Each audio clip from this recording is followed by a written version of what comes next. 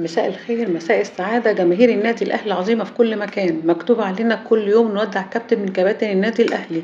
النهاردة بنودع عمرو السولية، امبارح ودعنا علي معلول. إيه يا جماعة، احنا بجد احنا ودعنا يعني إنسان. يعني لو اتكلمنا على عمرو السولية كإنسان، تحس حتى محترم كده ووقور وشيك وكده. لو اتكلمنا على مستوى الكورة، لعيب بكل ما تحمل أو بكل ما تحمل كلمة لاعب. التزام، موهبة، مهارة، شخصية، توقع، تركيز، انضباط. كل حاجة ممكن تقولها في كورة على لاعب كورة كامل الأوصاف هتتقال على عمرو السولية. لعيب بجد بجد، خسارة كبيرة جدا، لكن هي دي سنة الحياة. عمرو 36 سنة.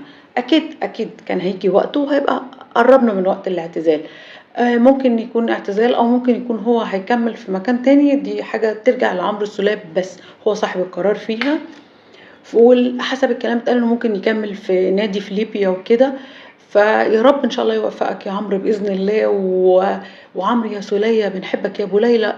زي ما انت بتقول عمرنا ما هننساها وهنفضل نقولها لك. طول الوقت هنفتكرك، وطول الوقت هنقول عمرو يا سولية، وطول الوقت هنفتكر الماتشات المهمة جدا، وهنفتكر أهدافك، ونفتكر كل حاجة يا عمرو يا سولية. أنت نموذج للاعب المحترم. بجد يعني أنا شايفة إن علي سوري، دماغي في علي معلول. إن عمرو السولية يعني مستقبله في الإدارة هيبقى رائع، هيبقى كادر من كوادر النادي الأهلي العظيمة جدا. تعديل لو كان مدير كورة أو في مجلس الإدارة، شخصيته تيجي ده. هي شخصيته شخصية قيادية، يعني يقدر يقود مسيرة، يقود يعني مسيرة النادي، يقود مجلس الإدارة، يقدر يسيطر على أوضة لبس. لعيب لعيب بجد يعني.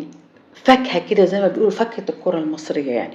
أتمنى إن شاء الله إن المستقبل بالنسبة لك يبقى زي ما أنت مخطط له. أو أنا أعتقد إن عمرو يمكن برضو يعني واخد الموضوع بعقلانية أو بهدوء شوية، وفكر فيه ومرتب أفكاره ومرتب الخطوة الجاية.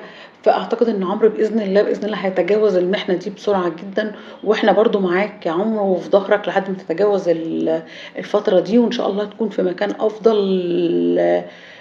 مش أفضل من الأهلي، مفيش مكان أفضل من الأهلي يعني.